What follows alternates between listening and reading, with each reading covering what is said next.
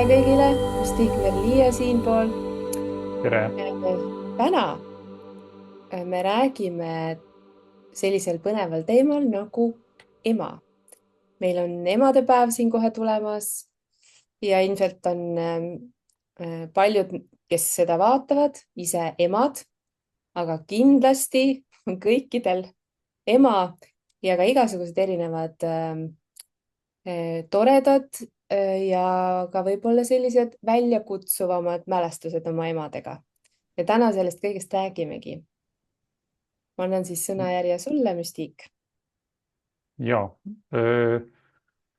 et sessioonide praktikas on näha, et üks enam-vähem pole vahet, mis teemaga me kellegagi tegelema hakkame, me ka enda sessioonides. Me jõuame varem või hiljem emani. Teinekord aga isaga ütleme, kui niimoodi protsentuaalselt kuidagi ligikaudu vaadata, me ei ole mingi täpset statistikat teinud. No ma kahtlustan seal kuskil 80–90% juures igasugused sellised mudelid on emaga seotud ühel või teisel moel. Ja see siis võib tekitada nagu niisuguse illusiooni, et et äkki siis ema on mingi probleem. Et see ei ole meie tänase podcasti mõte, et ema probleem on, aga me näeme, et paljud probleemid on emaga seotud, mis inimene näeb takistusena oma elus. Mida kindlasti emad ei ole planeerinud oma rollis kuidagi oma lastesse programmeerida või istutada, see pigem juhtub niimoodi vist alateadlikult ja juhuslikult. Aga täna me siis arutamegi seda, et kuidas see juhtub või kuidas see käib, kuidas see töötab, et kuidas siis nii, et emad ju enamasti on nagu emalõvid oma laste eest väljas ja on valmis kõik oma laste eest justkui andma ja panustama ja justkui laste selline põhiline tagala või armastuse allikas ja nii edasi, et miks see siis nii on, et kui me täiskasvanud inimestele sessiooni teeme ja inimene tahab mingeid muudatusi oma elus teha, mis justkui toetaks tema tervist või mingeid muid asju, põrkume väga tihti just sellega, et see on kuidagi emaga seotud ja seda on raske muuta, sellepärast et see on emaga kuidagi seotud või emaga seoses võib-olla, tekkinud. võib-olla ei olegi nii väga asi nii-öelda emas, kui pigem nendes ema need segadused, mis ema on kogenud enda elus, et need antakse lapsepõlves edasi. Ja, et no see jah, just, et tundub, et vanemana, olgu siis isa või ema, vahet pole, aga lihtsalt midagi, et ütleme, laps ju kasvab või ütleme, loode kasvab ema kõhus, mis on seotud ema närvisüsteemiga, ta on ema energias, mida ema kogeb raseduse ajal, mõjutab päris palju loote arengut või juba ütleme tundub, et juba esimesed mudelid luuakse seal juba sellel ajal, et näiteks me oleme sessioonides või sessioonis, nagu ma olen kokku puutunud sellega, et inimene tahab mingit asja tervendada füüsilisel tasandil ja siis selgub, et selle asja nagu taasloomine tema kehas läks juba stressi loote ajal, kui seda asja loodi ja ema koges sellel ajal mingit suuremat üleelamist ja samal ajal siis kõhus beebi siis veel loode temas oli arenemas just parasjagu mingi oluline kas siseelund või mingi süsteem ja siis selle süsteemi nagu loomine või siis täna siis taasloomine, me kogu aeg loome ennast iga päev uuesti, igas hetkes, et siis selle süsteemi taasloomine juba sisaldab nagu sellist nagu nii-öelda vigast koodi või sellist stressikoodi, et mis võib teha siis seda, et on raske nagu uuesti mingit asja tervena või harmoonilisena enda süsteemis luua. Ehk siis, et juba ema mõtted ja see, mida ema kogeb raseduse ajal, paratamatult mõjutab lapse tulevikku nii-öelda. jah, praktika näitab nagu seda, et kui vaadatakse see, et praegu tead, ma pole veel kõht nii suur ja ühesõnaga pole probleemi või et ühesõnaga tundub, et sellest hetkest, kui nagu siis laps eostatakse, võiks see ema missioon olla kohalolus ja keskmes olla, lõdvestunud, rahulik, et mitte kogeda šokke või traumasid. aga noh, no eks neid juhtub ikka elus, ega siis keegi ei plaani neid kogeda, aga jah, võib-olla see oleks tarkus, ütleme, kui keegi on rasedaks jäämas või plaanib last saada, et see rasedusaeg on oluline, see ei ole see, et lapse elu ei hakka nagu sünniga, vaid ta juba tegelikult toimub kõhus, nii-öelda ema kõhus. et et siis ema võiks ka vaadata, et millistesse keskkondadesse ta läheb sellel ajal, kui ta rase on, millega ta kokku puutub sellel ajal, kui ta last kannab, sest ta tegelikult sellel ajal enam ei ole ainult enda eest, vaid ta on siis juba kahe eest ja see teine pool on väga õrn ja kujunemisjärgus alles. aga jah, ema ja siis see esimesed 7 aastat, ütleme, mis on niisugune nagu teadvuse areng või inimese arengu niisugused olulised algmudelid luuakse. noh, ikkagi alguses laps on rohkem emaga, siis ema annab ju rinda lapsele. Minu meelest on märgiline juba see, et laps tuleb ju läbi sünnikanali, ta tuleb nagu läbi ema välja Ja, ehk ta juba võtab kaasa geenid niikuinii, aga teinekord laps võtab sealt sellest sünnikanalist läbi tulles mõned nii-öelda sellised haigused, noh, mitte otseselt haigused, aga need nii-öelda no potentsiaalid, haiguse potentsiaalid võtab, noh, a la näiteks mingid herpes ja sellised ja ka asjad. kasulikud asjad ka, mitte ainult ja, noh, ja noh, ema mikrobioom ja ema noh, ütleme immuunsüsteemi noh, ka kasulikud bakterid ja kasulikud igasugused sellised nii-öelda lisad. et mhm, just ongi, et lapsed, kes on sündinud keisrilõikega, neil jääb justkui osa sellest nii-öelda tundub saamata, võib jääda saamata, noh just sellest läbi sünnikanali tuleku nii-öelda kogemusest või immuunsüsteemi nii-öelda paketist. mhm. aga kui sünnitusest rääkida, noh, see on ju ka, et kuidas ema suudab ennast tunda sünnituse ajal, sünniprotsessis tuleb välja ka väga oluline, kas ta on lõdvestunud, kas ta on ise nagu rahulik sünnituse suhtes. kuidas ema ise sündis, kuidas tema keha ise mäletab sünnikogemust, enda sünnist, noh, et tuleb välja, et see nagu kõik mõjutab, meie keha mäletab, alateadvus mäletab, kuidas me ise sündisime, kui libedalt see läks või kui ladusalt ja sujuvalt ja mis sellega kaasnes. et ja see tuleb välja, et on väga oluline ja see noh, Mõjutab ütlesin meid. jah, mõjutab meid ja, ja ütleme, mida ma näen nagu, kes nagu nõukaajal sündisid või ütleme siis nõukaaegse, kuidas ma ütlen siis, nõukaaegse rituaaliga sündisid siis mida see rituaal siis sisaldas seda, et laps sündis, noh siis tegelesid temaga arstid või ämmaemandad kõigepealt, võib-olla sageli ei antud üldse ema juurdegi esimese asjana last, vaid hakati teda kohe kaaluma või anti laks vastu tagumikku. ja siis viidi emast eraldi ja toodi ainult söömise ajaks ja mis see siis, kui me hakkame mõtlema, mida see tähendab siis, et noh, et kui sa tuled uuele planeedile täiesti, uude keskkonda, sa oled hõljunud soojas vees, mööda sinu nabanööri on tulnud kõik söök ja kõik eluks vajalik. ja nüüd sa oled nagu järsk transformatsioon täiesti uues keskkonnas. Ja sa oled eraldatud. ja sa oled eraldatud, sa oled üksi, sa oled nagu võõral planeedil sattunud ja sa oled üksi ja sa hüüad, nutad seal kuskil plastmassist selles kuvöösis. Kedagi ei huvita kedagi ei tule.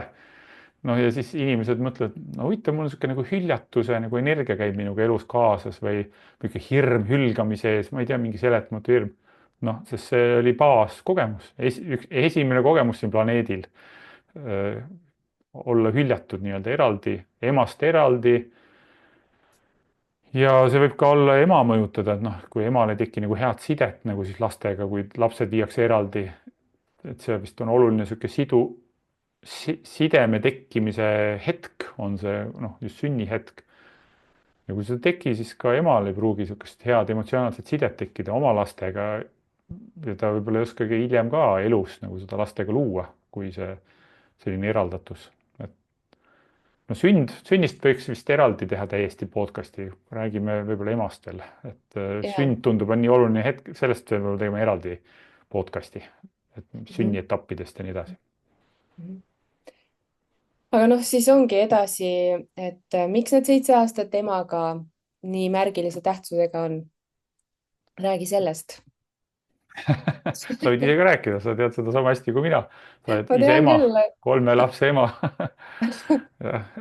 jah, no okei, ma räägin ise siis, et ja, no põhimõtteliselt, kuna emaga laps on ideaalvariandis vähemalt kõige rohkem koos, nagu esimesed 7 aastat, siis noh, niikuinii kõik, mis sealt nii-öelda suguvõsadest kaasa tuleb, igasugused mõttemustrid, mis võib-olla lähevad juba mitu-mitu-mitu põlve tagasi, mis tulevad nii ema poolt kui isa poolt.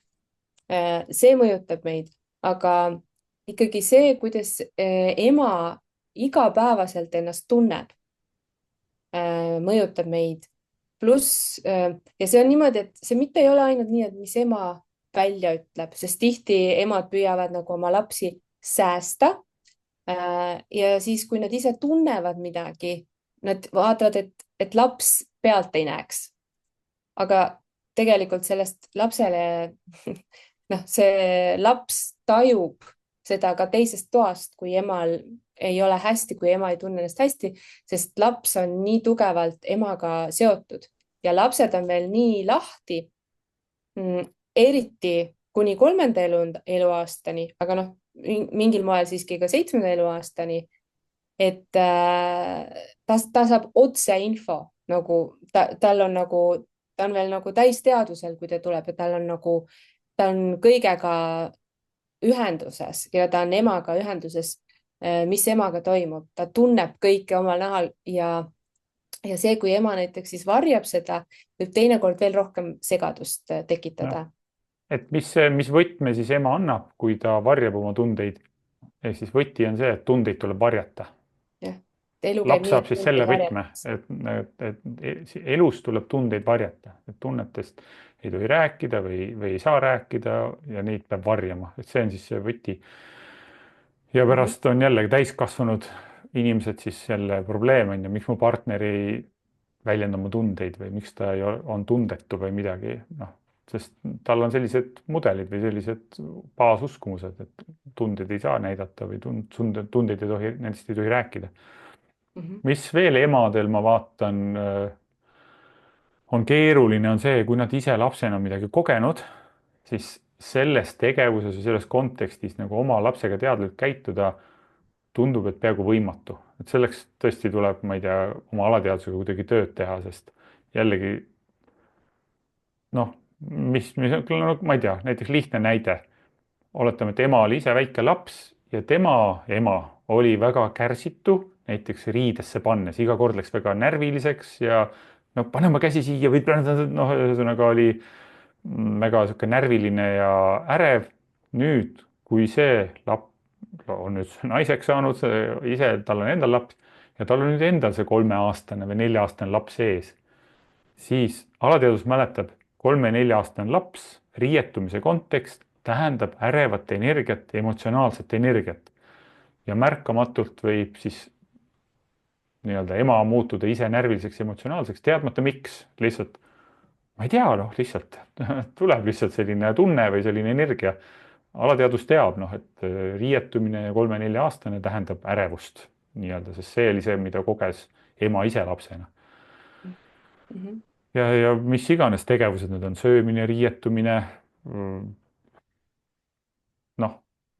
Need võivad olla isegi mingisugused fraasid mingi teatud asjade puhul.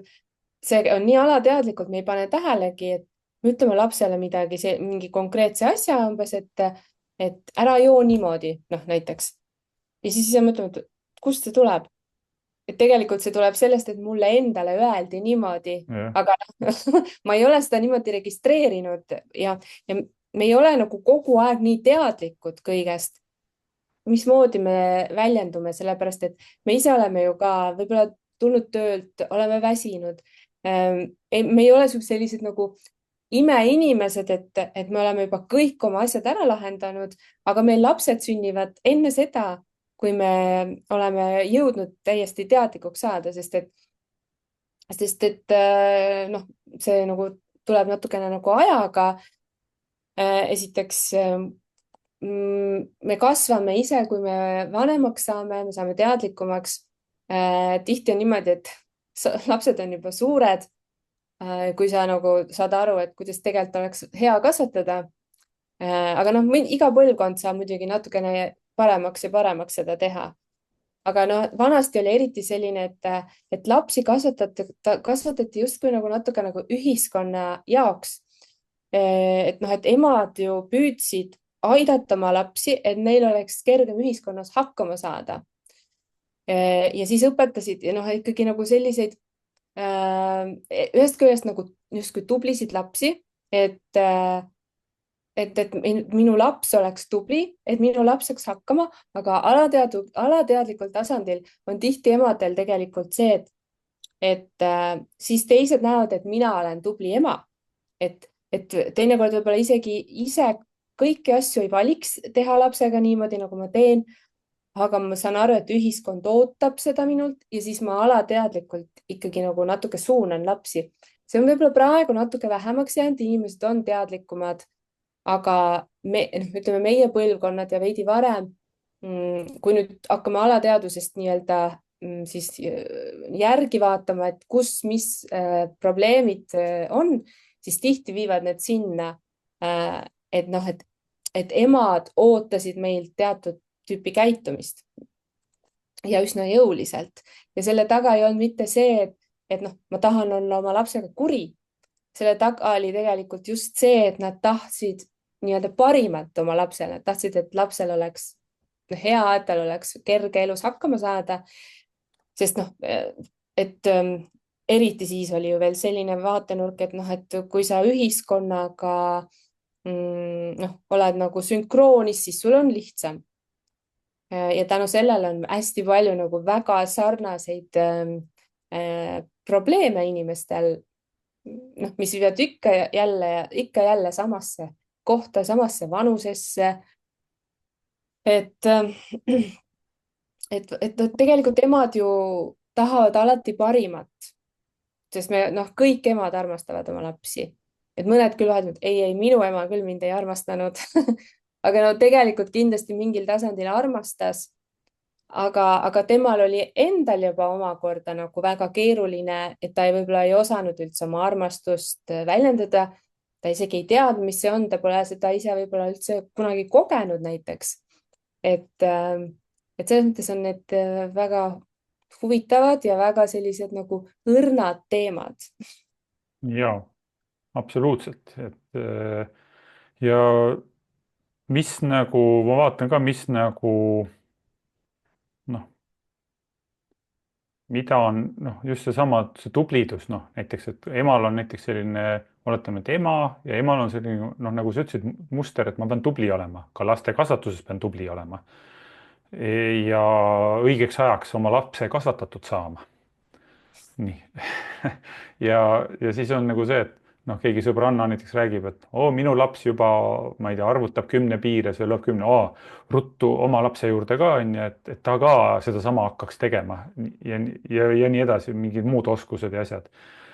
aga seal on, lapsel on sellised eakohased arenguetapid ja põhimõtteliselt kõik lapsed läbivad need etapid, aga mitte täpselt samal ajal, täpselt mitte nii, nagu raamatutes võib-olla kirjutatakse, mõnel läheb kiiremini, mõnel läheb aeglasemini, aga nad teevad need etapid läbi.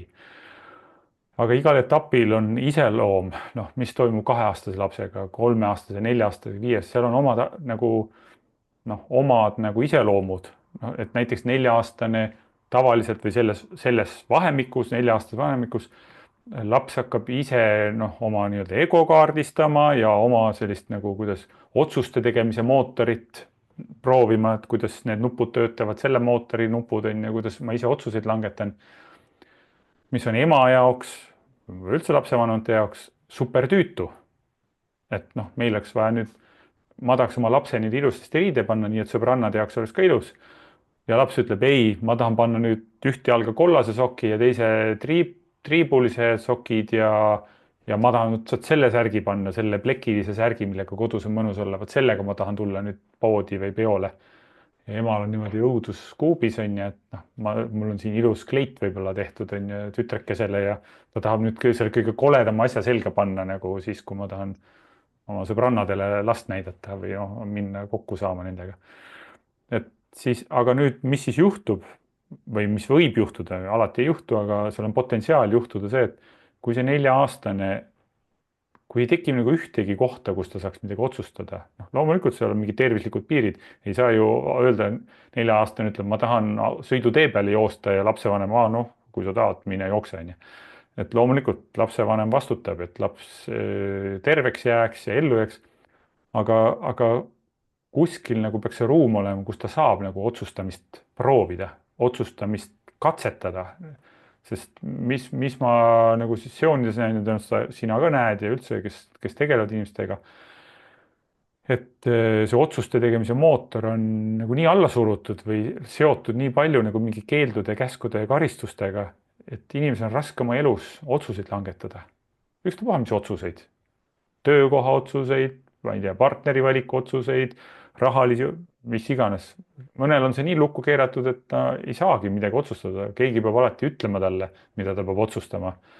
keegi, kas siis partner või ta otsib siis tõenäoliselt sellise partneri, kes ütleb talle, mida oleks vaja otsustada või siis tal on keegi autoriteetsed inimesed, kelle käest ta siis küsib, mida oleks vaja otsustada või ma tahan nüüd seda otsustada, kas see on hea otsus, et keegi peaks valideerima alati otsused, mis teeb super aeglaseks igasugused otsustamise protsessid ja raskeks.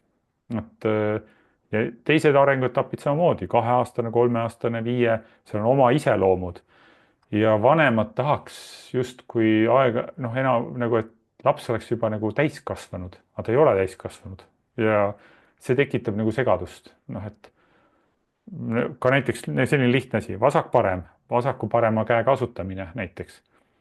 et kui juba näiteks närviline lapsevanem ootab lapselt, noh, pane nüüd oma vasak käsi sinna või pare jalg, pane nüüd oma parem jalg saapasse. no aga kujuta ette, kui sa õpid nagu võõrast keelt alles, noh, et ma ei tea, hiina keelt, keegi ütleb sulle vihaselt, sa ei tea, mida teha. mis see häälik tähendab, parem, vassak, mis see on täitsa abstraktne häälik ju väga noore lapse jaoks.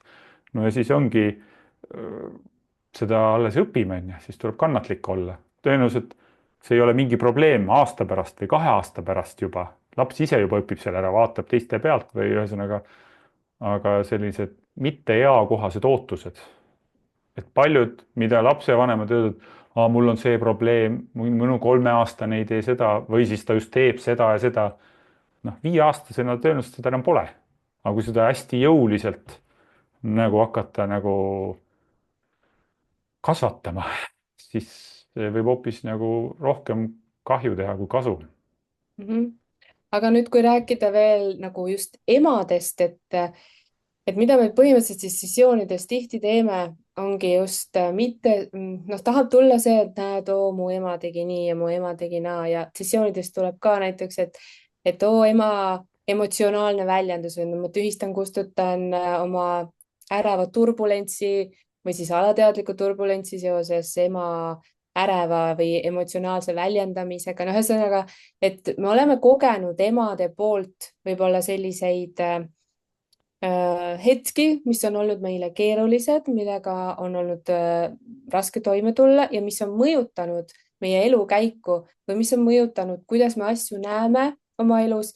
ja siis me teame seda ja siis vot näed, vaat mul, noh, mis ma teha saan, ema ütles mulle niimoodi ja ema ütles mulle naamoodi, et tegelikult mida me sessioonides teeme, on see, et me toome need kohad nii-öelda nähtavale ja teadlikuks, sest et kuna me saame need testida alateadvuse tagasiside kaudu, me ei pea nagu nuputama neid, vaid me saame nagu väga täpselt vaadata, mis, kus täpselt on ja siis tuua nagu selle mõistmise vaatenurga sisse, et miks ema sellist väljendust kasutas, mis oli tema nagu eesmärk ja see nagu muudab tegelikult selle vaatenurga ja selle pildi ära, et me tegelikult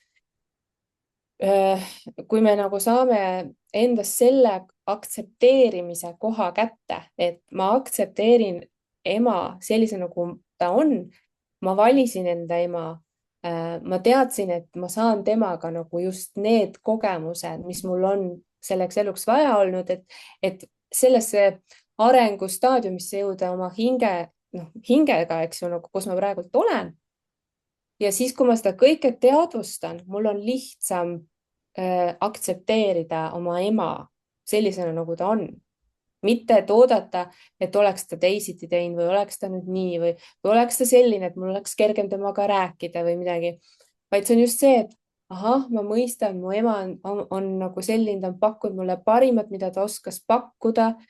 Ja ma lihtsalt aktsepteerin teda sellise, nagu ta on.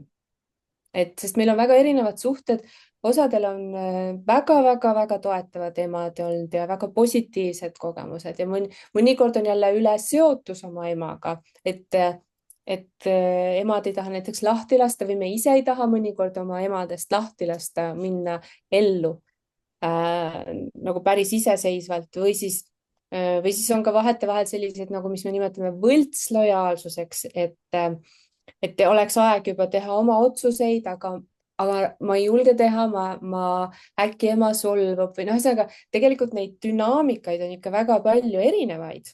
aga mis põhiline ongi see, et me saame sisse tuua selle aktsepteerimise, südamest ja aktsepteerimise. no loomulikult, ega siis vaata, väga palju asju on nagu, ega sessioonidesse tulevad inimesed nende asjadega, mida nad muuta tahavad. tõenäoliselt seal on väga palju asju, millega nad on rahul enda elus ja mis on ka tänu emale seal tema elus ja mis toimivad ja töötavad. aga jah, et sessioonis me tegeleme nende asjadega, mida inimene märkab, et see ei toimi või ta tahaks, et toimiks, aga ei toimi ja siis noh, seal ongi, kuidas öelda siis, me saame siis igasuguse paketi, et me saame nagu niisuguse alateadlike mustrite paketi, et oma nagu niisugused väekohad. ja siis me saame ka sellised mustrid, mis meid nagu takistavad elus või hoiavad meid tagasi ja siis noh, meie missioon siis ütleme täiskasvanuna on teadvustada neid, noh, ka neid mustreid, mis meid on tagasi hoidnud ja need ka enda nagu selliseks ressursiks või potentsiaaliks nii-öelda muuta, et see ei oleks mingi selline asi, kus me ohvrina ennast tunneme, vaid et ahah, selline asi oli, okei, ma aktsepteerin, et see oli. ja nüüd ma teen teadliku taotluse või teadliku otsuse. ma tahan enda elus teistmoodi teha või enda lastega teistmoodi teha. et sellest tekiks nagu tarkus, et see ei ole selline elu lõpuni ohver või haletsemine, enda haletsemine, vaid ma loon siit uue taotluse, uue tarkuse, kuidas ma tahan, et see oleks. aga meil hakkab aeg otsa saama, et me juttu veeretades aeg lendab, et emadepäeva puhul siis, saabuva emadepäeva puhul aitäh kõikidele emadele, kes on aidanud tegelikult meil siia ellu tulla, kes on kandnud meid ja sünnitanud ja ka kasvatanud parimal moel, nii nagu suutsid ja oskasid ja kuidas hetkel nagu nii-öelda olud võimaldasid, nii ühiskonna olud ja pereolud ja ema enda salvestused, mustrid, mõttemustrid, uskumuse mustrid ja mida me teha saame, ongi tööd enda hologrammiga või enda alateadvusega. et vaadata, et siis, mis ei toimi, neid asju vaadata, kas õnnestub äkki neid toimima saada. ja olla ise selle võrra siis teadlikumad lapsevanemad, teadlikumad emad, teadlikumad isad. jah, ja aktsepteerida oma ema sellise, nagu nad on. Ja olla tänulikud sellele, sest mis kõige tähtsam, mis ka konstellatsioon ütleb, et ema, sa andsid mulle elu. Ja ja, nii see on. Nii ja see ei ole väike asi, elu on päris oluline. nii et oleme oma emadele tänulikud ja armastame neid ja proovime neile ka öelda. Ma armastan sind, ema. Emadepäev on selleks väga hea aeg.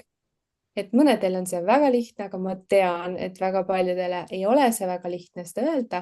aga siit tuleb siis väike üleskutse, kes tahab ennast proovile panna, et ei ole seda nagu öelnud või ei ole seda võib-olla ammu öelnud, et emadepäeval on võib-olla hea öelda emale, ma armastan sind, ema.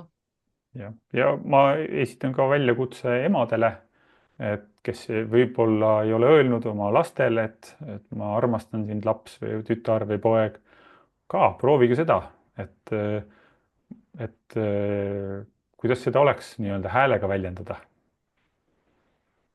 jah, nii et lõpetame selle kahe üleskutsega tänase podcasti üleskutsega väljendada armastust häälega, häälepaelu kasutades. sellest jah, ja nii et aitäh kohtu, vaatamast, kuulamast. Müstik Merlia ja te võite siin ka kommenteerida, kuidas teil emadega on läinud oma elus, oma elukogemuses või endal emana, nii-öelda ema rollis tegutsemine. ja kohtume jälle. kohtumiseni.